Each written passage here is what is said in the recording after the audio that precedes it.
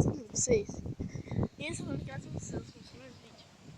Hoje aqui eu vou mostrar pra vocês uma represa aqui do Brasil, que nós, papai achou assim, ninguém sabia que tinha essa represa. E achamos aqui. Então pessoal, vamos mostrar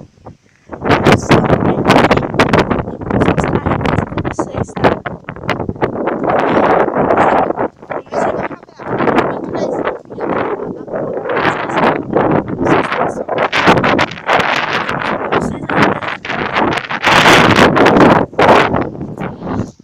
Ali tá meu pai e minha irmã, minha mãe aqui, ó. Vamos pescar então aí, galera. Vamos pescar aí, ó. Aí pessoal, ali ó, represona. Ela é grande, vocês tá vendo agora aqui, né, ó. Grandona, gigante. Dá um pause aqui rapidão, tá pessoal? Tá pessoal, nós estamos descendo aqui, ó. Estamos descendo aqui na represona, você já tá vendo essa represa aqui, né?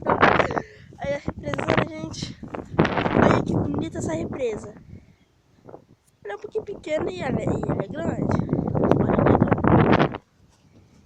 Vou descer aqui um pouquinho mais pra baixo aqui. Gente, olha a cor dessa água. Olha que da hora essa represa, gente.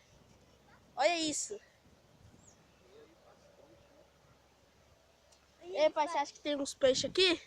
Com Grandão? certeza. Eu já peguei muitos peixes grandes.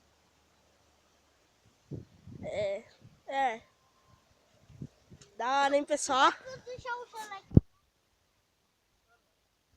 Conversando ali, tá no tomatinho ali, ó.